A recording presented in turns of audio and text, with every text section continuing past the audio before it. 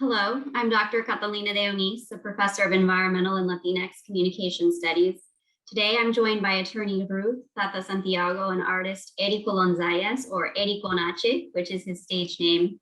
Both of these individuals live in Southeast Puerto Rico in the Jobos Bay area and were integral in creating the El Poder del Pueblo documentary. Ruth is a member of the White House Environmental Justice Advisory Council and won the Sierra Club's 2018 Robert Bullard Environmental Justice Award for her tireless advocacy to defend her community and to build alternatives that refuse oppressive conditions. Much of the time, Ruth offers her legal knowledge without receiving monetary compensation from her neighbors and the community organizers she represents. She also has played an active role in Earth Justice to advocate for various causes from a legal perspective. Hery is a renowned artist known for his ability to use his art as activism to call out the corporate polluters and their political supporters who sicken his neighbors and his family. He has won awards for his smart, moving rap lyrics. Hery also co-organizes the Casa Comunitaria de Medios, or the Community Media House, which uses popular education to support media-related initiatives to amplify grassroots experiences and stories in Puerto Rico's Jobos Bay region. Hery and Tata, thank you so much for sharing this space with us. And to begin, we're going to be using both English and Spanish for this interview, this conversation. So in English, my first question is, what was your role in making El Poder del Pueblo, and how do you feel now that the film is going to be seen by the public? So for Hery, ¿cuál fue tu papel en la realización de El Poder del Pueblo y cómo te sientes ahora que la película va a ser vista por el público? Antes que nada, quiero dar saludos y agradecer por la oportunidad de estar aquí y poder expresarme. Mi rol en el documental El Poder del Pueblo, en principio, fue asistir en la cámara con Chema, José Luis Baerga, que fue el camarógrafo principal, y luego de asistir en el asunto de la grabación, que eran de reuniones que yo asistía también y que estaba bien en contacto con el tema de que se estaba hablando de la energía solar, de la resiliencia, de la justicia ambiental. Luego pasé a comenzar a editar ese documental, que hice coedición con Chema e hice la realización del tráiler. Realmente fue un proceso bastante largo, es tedioso, es complicado, ¿no? Porque montar un documental no es nada fácil, y más cuando se tiene la inclusión de todas estas personas y todos estos conjuntos comunitarios, estos otros proyectos. Para mí es una historia que me toca porque la vivo, he estado bien dentro de este tema, y al ver el producto final a mí me llena de mucha emoción, a su vez me llena de mucho coraje y me dan muchas ganas también de seguir dando esa batalla, esa lucha tan necesaria de este futuro que quizás puede ser un poco incierto. Y pienso que el poder del pueblo puede dar mucho poder al pueblo, valga la redundancia, ¿no? Pero es una cuestión metafórica. Y cómo podemos replicar estas luchas en otras partes de Puerto Rico. Y con esto me refiero a que los medios noticiosos nacionales no dan espacio, no dan foro a estas problemáticas comunitarias. Y este documental lo que brinda es espacio. Y sobre todo, más que ver simplemente el documental, es generar una conversación. Y a mí me tiene de mucha emoción, estoy loco por empezar a hacer esa gira, ¿no? Por las comunidades, sobre todo las comunidades de Miramar, que están más afectadas por la Carbonera. Yo que soy vecino de la Temolestre, que también generar esa conversación. Así que me da mucha emoción, me da mucha alegría y muchas ganas de continuar, ¿no? Porque ahora esta gran experiencia que me brindó Bergan en este documental me inspira a seguir creando otros audiovisuales desde la Casa Comunitaria de Medios. Hi again, hello, and thank you, Catalina, for the invitation. So I'm going to try to really summarize what Hery just responded to the question about his role and how he feels about the documentary, The Power of the People, El Poder del Pueblo. So Hery indicated that, first of all, he greeted everyone and said how appreciative he is of being here and being able to express what he feels about the documentary.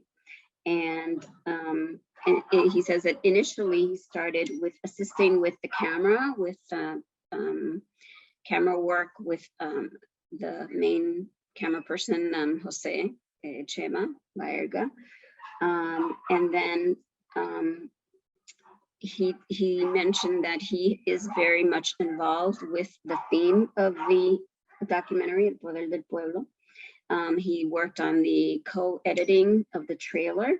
It was a very long process. It was not easy because there's so many people and community groups involved. It's a complex story, but it's a story that touches him very much, or is close to him because it's something he's living.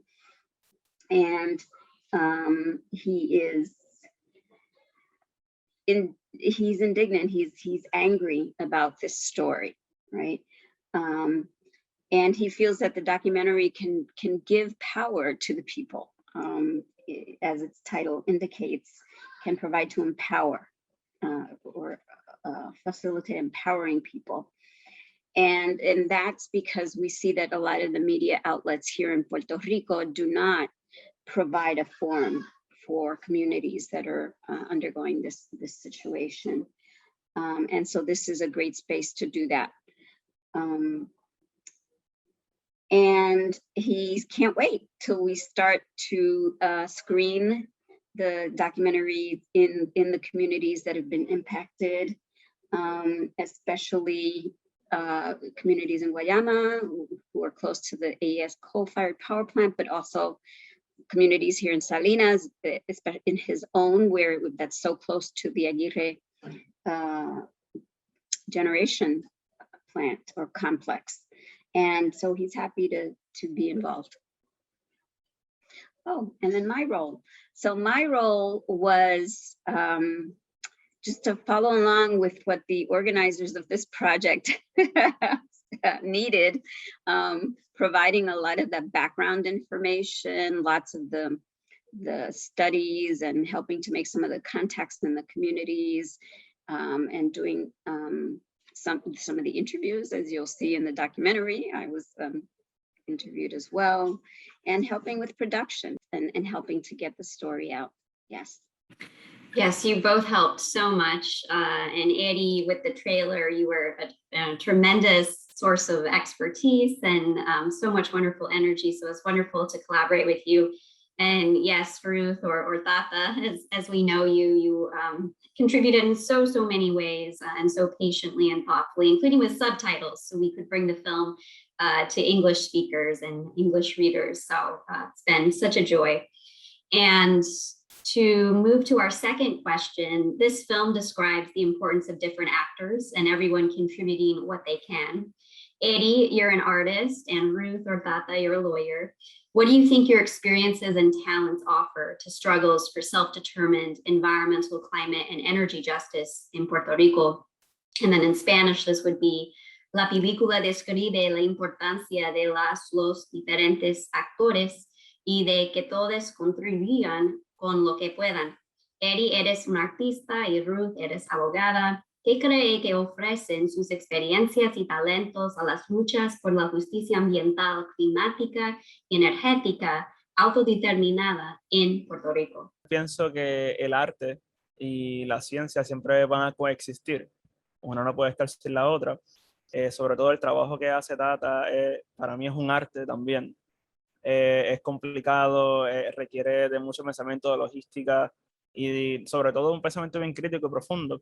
Desde mi parte, yo eso de considerarse como artista siempre es algo que estoy asumiendo ahora, es una identidad que estoy reconociendo, sobre todo junto con el activismo y el trabajo comunitario, ¿no? Así que pienso que las artes y esas ciencias son una forma de expresar lo que uno siente. En mi caso, pues yo rapeo, uso el freestyle, que es la improvisación, y no solamente me he ganado la vida de este modo, sino pienso que puedo darle voz a personas que no pueden gritar desde este espacio. Como estoy en otros foros, trato de hacerlo desde ese modo, y desde la otra parte artística mediante las cámaras, para mí es bien importante contar la historia que realmente es, porque nuestra problemática ha sido, y en el mundo entero, es que la historia se cuenta de la parte de quien gana, y a nosotros, quienes pisotean, quienes marginan, no tenemos espacio para contar la historia como realmente es, como la vivimos nosotros. Y pienso que desde la casa comunitaria tenemos la responsabilidad de dar el foro, dar el espacio y cautivar esa historia. Y en este caso, colaborando con lo del poder del pueblo, con este gran documental, y dar ese grano de arena, ¿no? De darle ese esfuerzo que es bien complejo, que requiere de mirar muchas veces el video, de pensar cómo se va a contar esta historia, y es bien complicado, pero nada, a su vez se puede porque no estamos solos, también queremos ir al asunto colectivo. el arte es un asunto colectivo, no solamente de quien quiera el arte, sino de quien lo recibe. Así que gracias a la colectividad que se crea desde nuestros vínculos comunitarios, que gracias a Tata yo estoy metido en estos vínculos comunitarios, también reconozco eso, se pudo dar esta gran oportunidad y pienso que ese arte, ese grano de arena que aportamos para mí es bien importante, sobre todo cuando uno le da el uso correcto para un bien común. Eddie responded to the question about the different actors and the contributions that each one can offer to achieve environmental, climate, and energy justice. So something incredibly interesting, I'd never heard him say this, but he's really making that linkage between art and science that coexist. And even with the work, and then he mentioned the work that I do, the legal work, and how that art and all of the logistics are critical to continue our struggle. And now that he is identifying more fully as an artist, which it was a process for him and it took some time, he's realizing how to use that and how to, as a rapper and as a freestyle artist, provide a voice to people who don't have that access necessarily.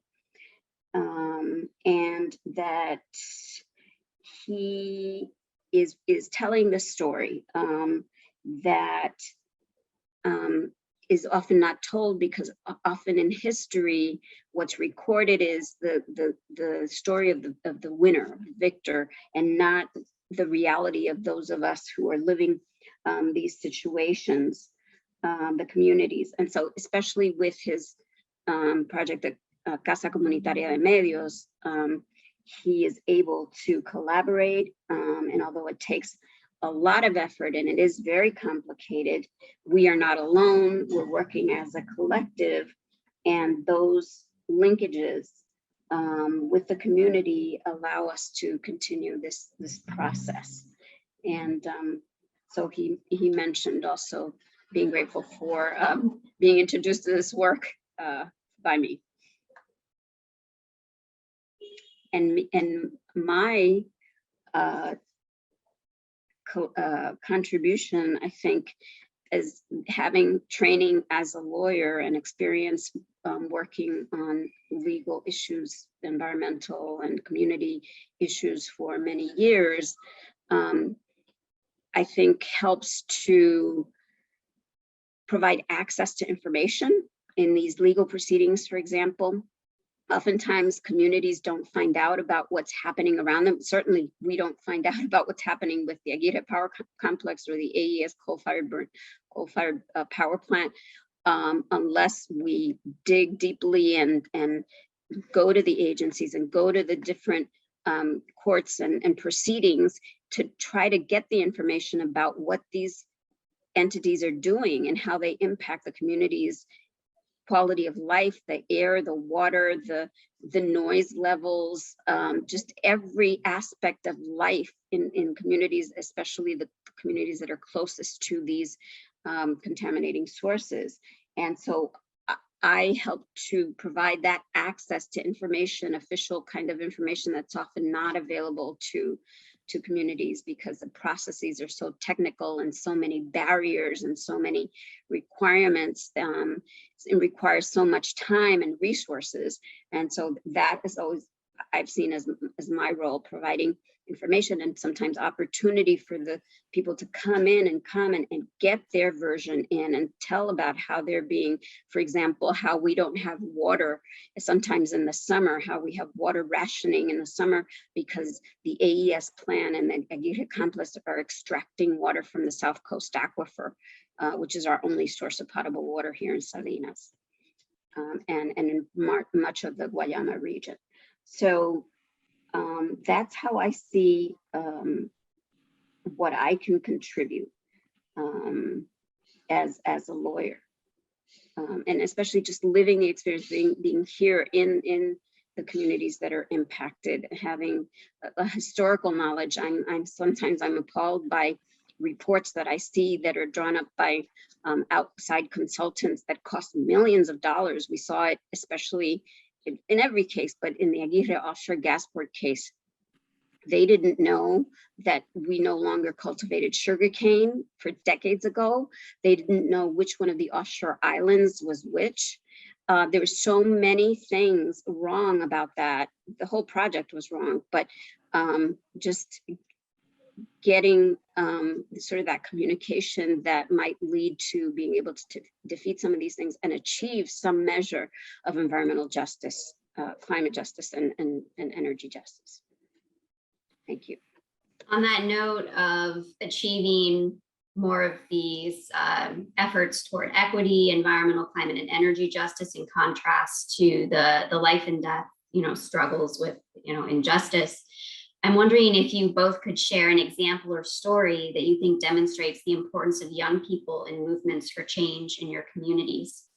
¿Qué ejemplo o historia cree que demuestra la importancia de los jóvenes en los movimientos por el cambio en sus comunidades? Yo quiero destacar, quizás para contar un poco de cómo llegué aquí, y vuelvo y menciono a Tata y en aquel momento en La Peña, que me hablaron de lo que es convivencia ambiental, y era un grupo de jóvenes, bueno, sigue siendo, cautivar grupos de jóvenes que están una semana pernoctando y aprendiendo sobre los asuntos de nuestro propio espacio y de lo que es la justicia ambiental.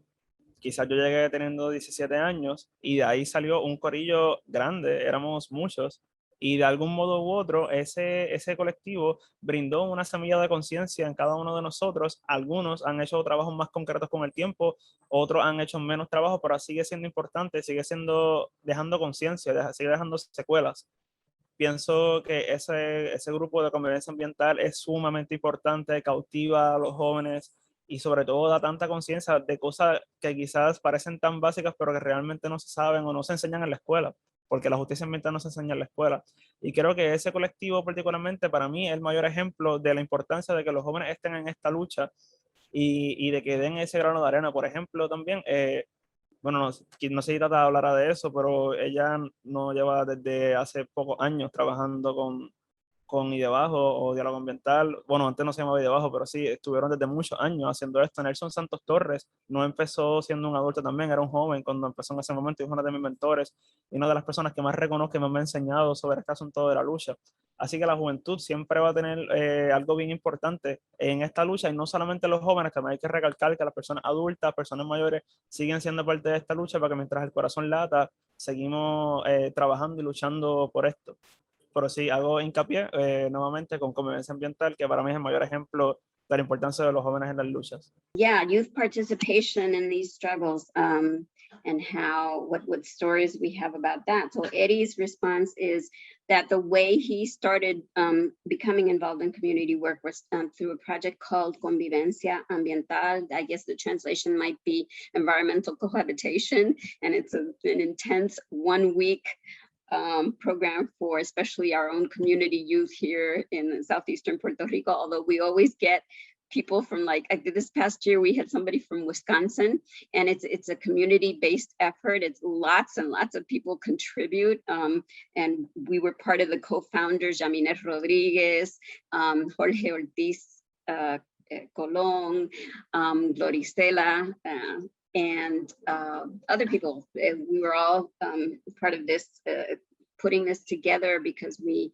realized that there was this vacuum. But anyway, so he did talk about Convivencia Ambiental and how it's a 1 week, sleepover in summer that's very intense, and it helps youth to get to know our space, right? It's because it's mostly community youth from southeastern Puerto Rico who participate in this for about 15 years now. He, at the time, the first time he participated, he was 17 years old, and he realized that this was a larger collective of people all collaborating that created sort of a seed in him and other youth, some who participated more and some who less so, but it's definitely an important contribution to gaining awareness about our environmental justice issues and things that are not taught in school, unfortunately, and how youth can participate. He mentions also that Y Debajo, which it's the Jobos Bay Eco Development Initiative, which has had like previous iterations, different names as an organization, has also supported Convivencia Ambiental, and especially Nelson Santos, who's one of his mentors, who's and one of the founders of Y Debajo, has taught him so much. And so the adults continue to work on these projects. But yes, that is one example of community youth having a space to contribute to the process. And so that, of course, that was my main example as well, because that was our idea when 15 years ago when we organized the Convivencia Ambiental, and we've always tried to have some kind of follow-up during the year, some years better than others. COVID has been especially challenging to have the follow-up. And I think what's really good is that it's continued year after year with all these difficulties. Like this past year, it was wonderful. And I'm so happy to say that I was able to enjoy it from afar. For the first time, I wasn't there physically. I was not in Puerto Rico at the time in July when it was done, but it went so well. And they were constantly sending me videos and photos. And I had to talk about, for example, Cerro Sabater and the whole history of that karst landform that's close to El Coqui community. So it was great the way we planned it remotely. And so yeah, our main goal, the Comité Diálogo Ambiental and Y Debajo, our main goal with the Convivencia Ambiental is that the youth be the generation that follows on and have a historic recollection of things that have happened and that have been done, and so that we can learn from that history and not stumble on the same problems, and be able to value our own participation in planning and in the use of our natural environment to meet our needs as communities.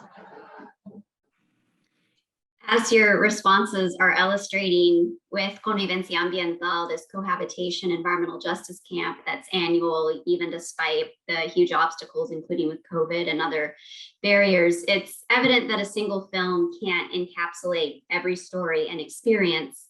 So what isn't told in the film El Poder del Pueblo that you would like viewers to know about? Obviamente, una sola película no puede resumir todas las historias y experiencias que no se dice en la película que le gustaría que los espectadores supieran. Wow, la historia es bien complicada contarla, sobre todo se quedan un montón de cosas fuera de esta historia, pero fuera del documental del Poder del Pueblo, después de eso, trabajé unos videos para el Tribunal del Pueblo, creo que se llamaba. Y conocí la historia de una familia, madre e hijo, y sobre el asunto del cáncer.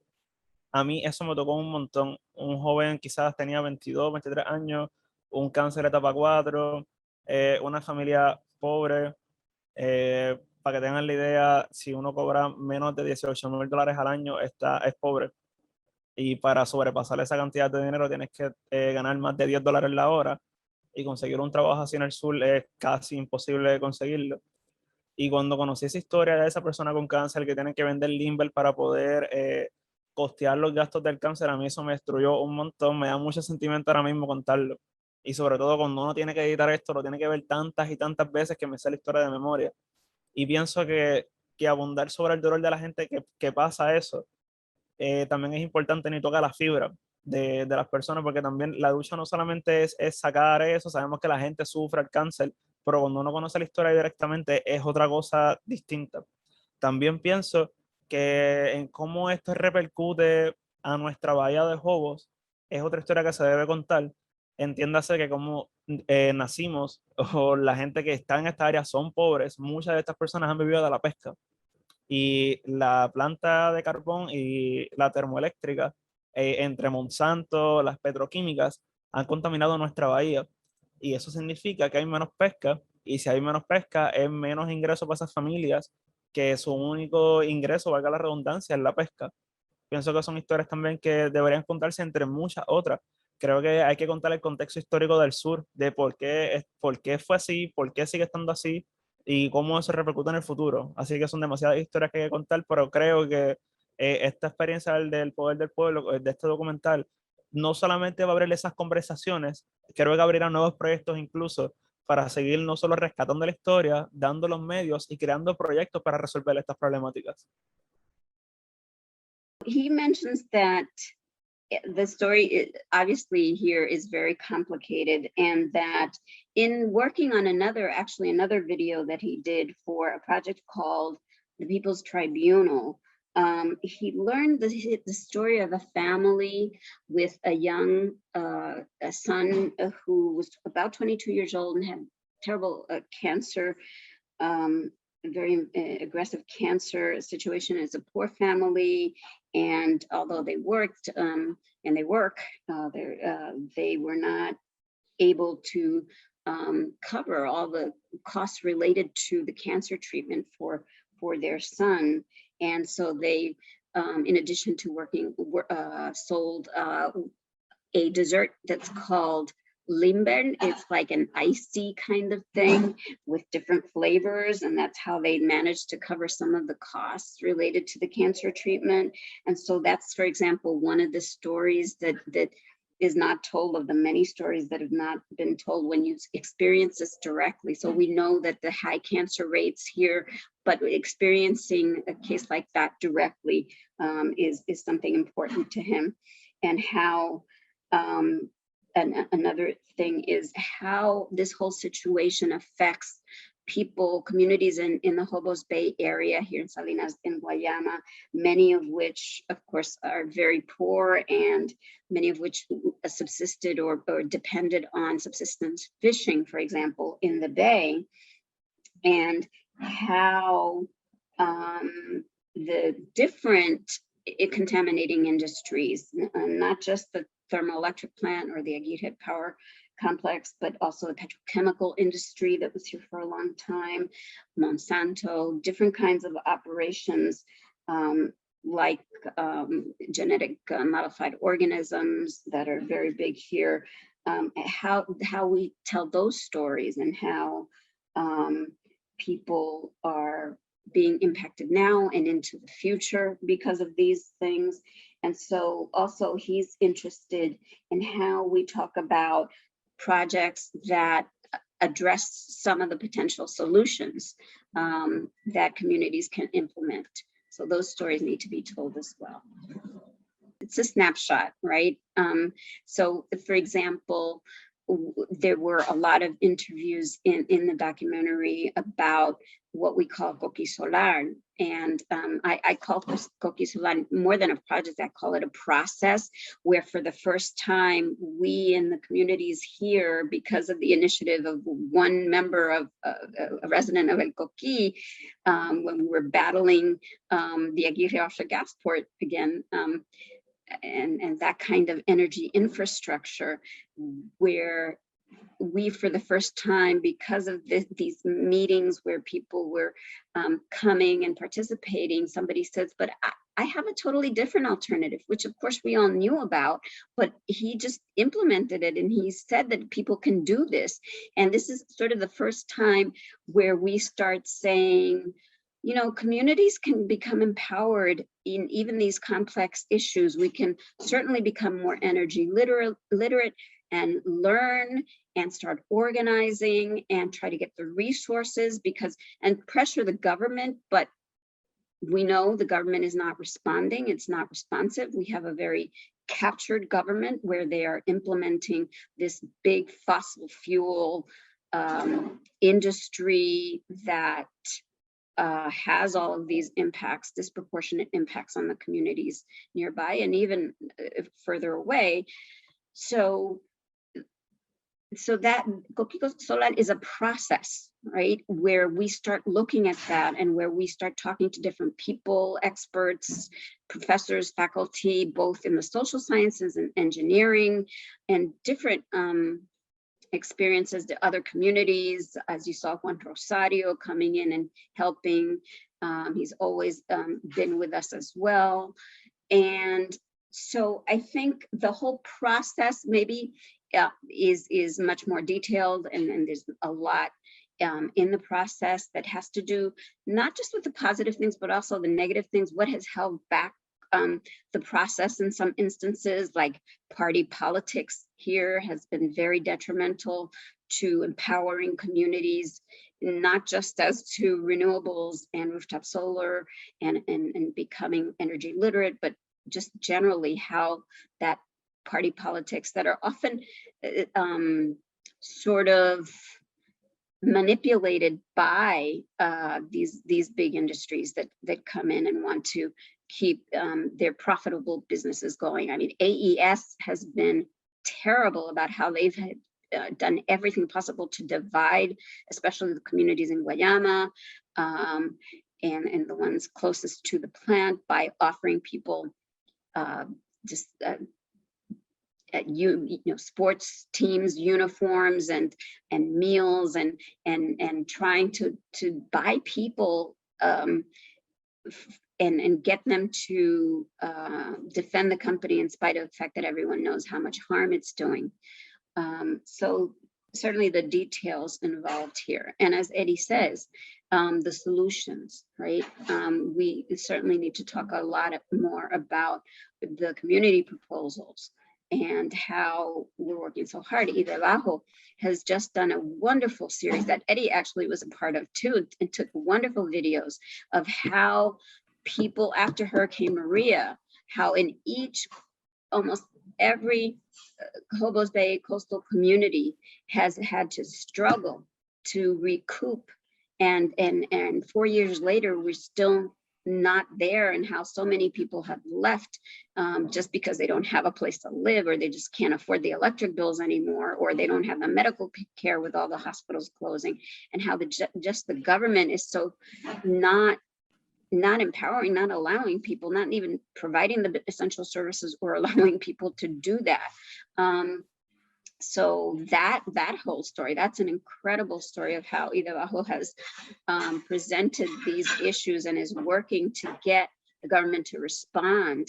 How, for example, FEMA has a historic amount, the largest allocation of funds in its history for the electric system here in Puerto Rico, and they're about to put it into rebuilding the same system that creates environmental and climate injustice rather than empowering local communities. We could do this a lot faster if that historic amount of funds that FEMA has allocated to the Puerto Rico Electric Power Authority for the electric system, if FEMA were to use that, earmark those funds for rooftop solar and battery energy storage systems, that deployment could be a lot faster. And we could really shut down these plants a lot quicker and get lots of people working on installing rooftop solar. We have over 1.4, almost 1.5 million electrical consumers in Puerto Rico, and they all need installations. And we have sprawling rooftops, as you probably saw in the documentary, or you will see in the documentary if once screened, that it's the perfect combination here to deploy rooftop solar and storage at each and every household business, or at least create microgrids in places where rooftop solar won't be the exact fit. But we know from the studies that that is definitely the best option. More than 10 years ago, the faculty at the University of Puerto Rico studied the issue and found that that was the best alternative. And since then, other studies more recently have confirmed those with more details. those results of the studies, that we can really empower communities here through the public utility and its employees, so that no one is displaced or loses their job. On the contrary, more jobs can be created, and within especially the environmental justice communities. I hear in your responses the importance of many things. So outlining the problems certainly and their great complexities, but also the possibilities, these alternatives that are more than just opportunities, as I've heard people say, but as local folks, as you have said, are necessities, things that must happen, and they're essential. And so in thinking about these struggles, and as people who are watching the film from afar, wherever that might be, are thinking about, oh, wow, like these are serious issues. These are things that I'd like to care about more, to become involved in. I'm curious what you would say to these folks who might want to support struggles against La Carbonera, so this coal-fired plant, and the Aguirre Power Complex, and alternatives in the form of solar comunitaria. So, ¿qué pueden hacer las personas que quieren apoyar luchas contra la carbonera y el complejo eléctrico Aguirre y alternativas en forma de solar comunitaria? Pues en primer lugar pienso que y debajo, siendo la sombría de muchos otros proyectos, ya hay algunos proyectos corriendo sobre estos temas. Por ejemplo, Coqui Solar ha sido uno concreto que piensa resolver o aspira a resolver este problema energético del país, dando la opción de usar paneles solares para generar electricidad de una forma sustentable y sostenible, sobre todas las cosas. También hay en las comunidades, por ejemplo, Guayama, me parece que se llama Comunidad Guayama Unida por tu Salud, ya también está haciendo movidas y trabajos relacionados a los temas de la carbonera.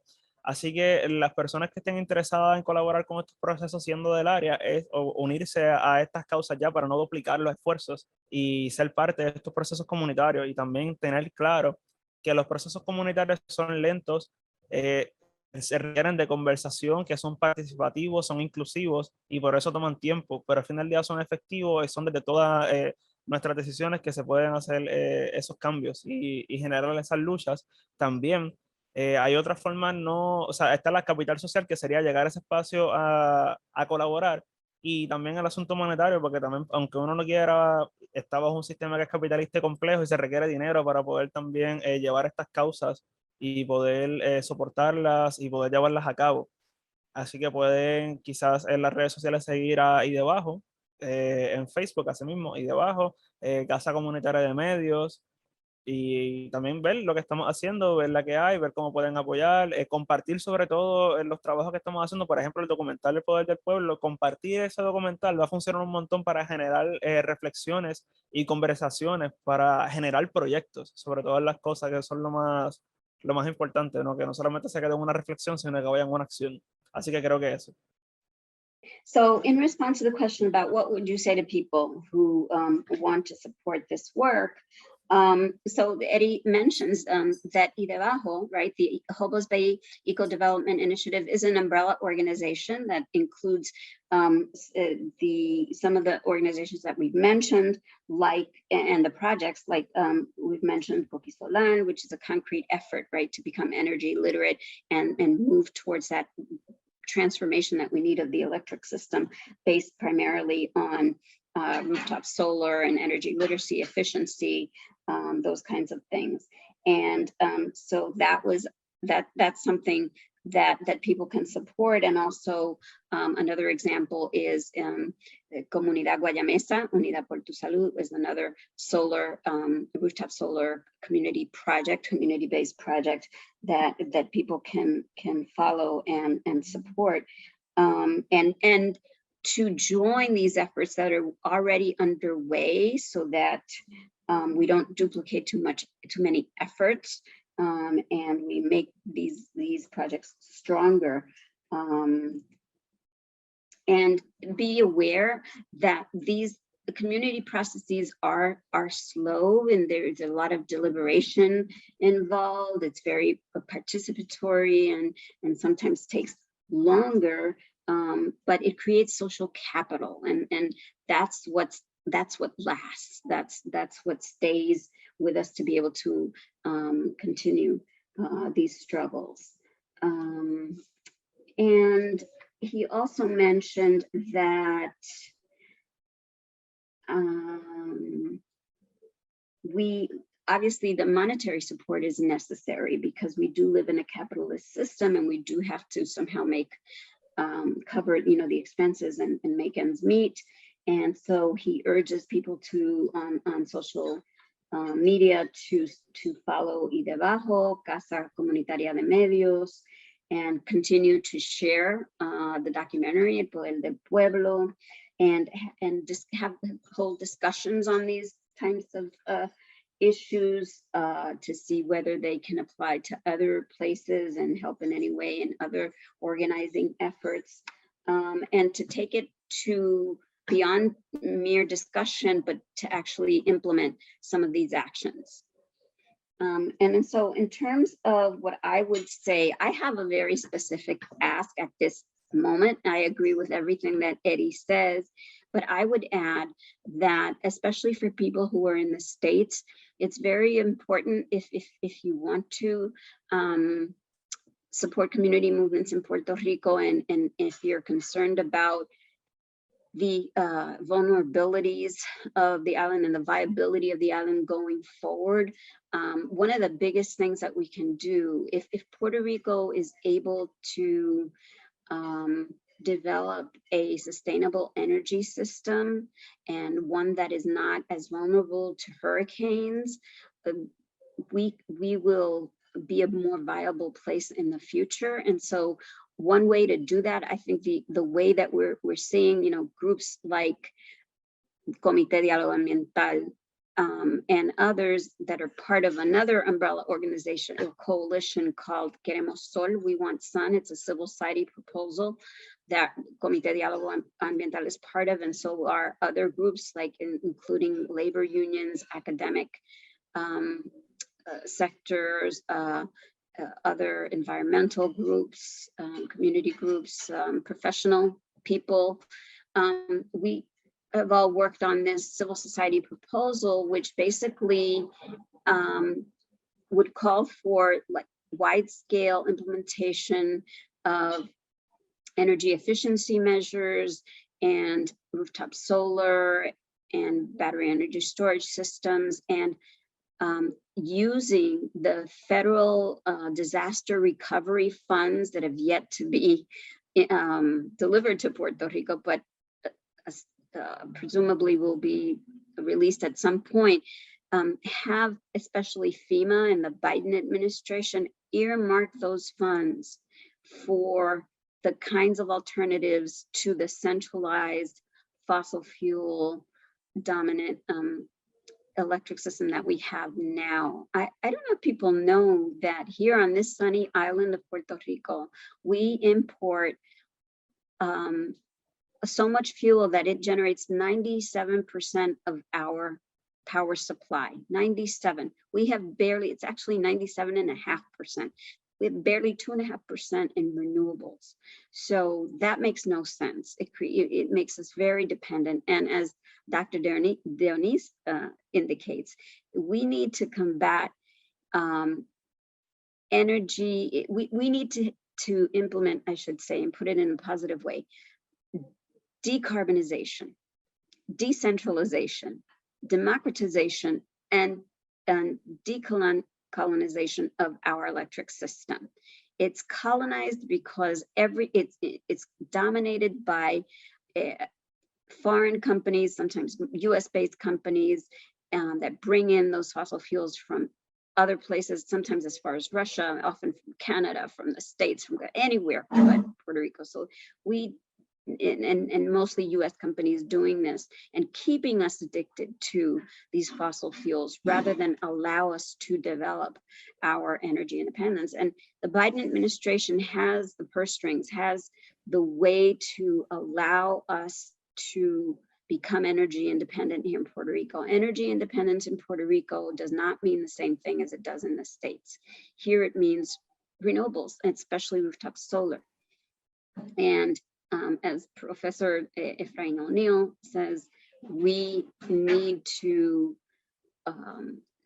allow communities to become prosumers of energy. The technology now allows for community active participation in energy generation and decision making, and the public utility needs to make way for that.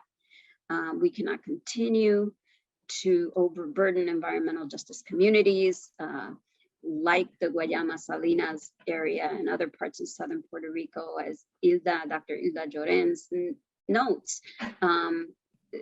These burdens of energy generation are falling primarily on mostly predominantly Afro-descendant communities like the ones here in Salinas and Guayama and elsewhere too.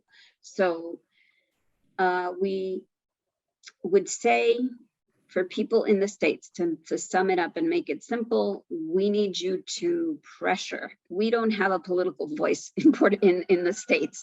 So we need pressure from people stateside, on their Congress people, on the Biden administration, in the media, to tell them that the FEMA funds and other federal funds should be used for a solution that doesn't require rebuilding the same transmission system from south to north that we have now.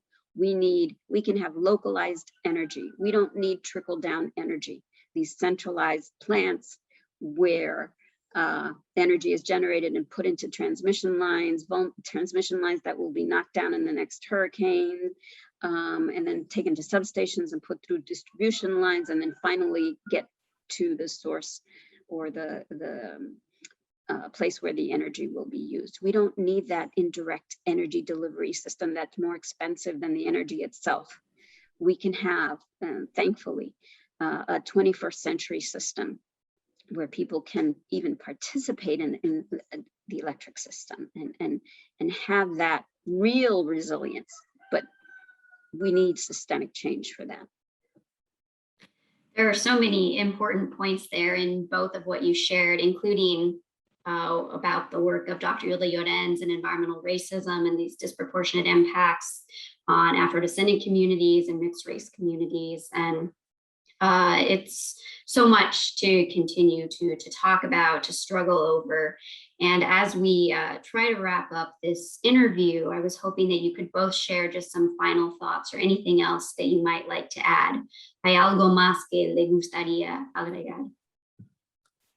Nada, yo creo que, igual hay mucha conversación que seguir teniendo sobre este tema, pero sobre todo quiero agradecerte a ti, Catalina, por la oportunidad de brindar esta experiencia no solamente a mí personalmente, sino a la comunidad, sobre todo por encargarme un proyecto tan importante, tan complejo, por la paciencia que hay que tener, ¿no? Porque han sido un par de tiempo bregando en esto. No sé cuánto va, ya perdí la cuenta quizás, pero nada, agradecer sobre todo eso, también agradecer a Tati, reconocer todos sus esfuerzos, que acá también, si no fuera por ahí, muchas otras personas más de debajo tampoco estuvieran en esta silla dando esta entrevista, ni me hubiese formado como estoy ahora mismo. Así que agradezco, incito a las personas que se atrevan también a hacer estos cambios, que a veces uno se siente y dice, quizás yo no soy capaz de poder hacer X cosa o liderar cualquier cosa o decir alguna idea para un cambio futuro, sino que hay que atrevernos. Si no se intenta, uno no va a saber si va a funcionar o no, así que sobre todo intentarlo y seguir teniendo estas reflexiones y conversaciones que son bien importantes. Ojalá y haya una próxima para seguir hablando desde nuestros espacios, porque esto da visibilidad a otras personas y a alguien le va a hacer clic y la conversación se va a seguir replicando. Así que nada, sumamente agradecido por el espacio. Eso es todo. So in wrapping up the last thoughts, I'm totally with Eddie. I mean, he just said it all. He said it as I totally agree. What can we add? We need to continue these conversations. We're immensely grateful to Dr. Catalina de Onís for having embarked and pushed us all to complete this project. We're grateful on personal levels and also as a community. She's had immense patience and dedicated a lot of time to getting this project out the door. We acknowledge Idebajo and everyone, Roberto, Tomas, and all of the people in Idebajo that have helped to form and inform this process. He urges people to try, to dare, to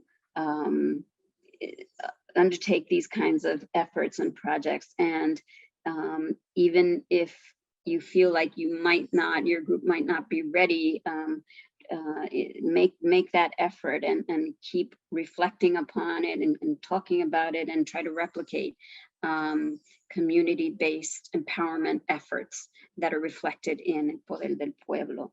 And again, just immense gratitude to have had this opportunity to tell our story from our own perspective, which is sort of rare. We often get people telling our story for us, and sometimes it's not exactly our perspective.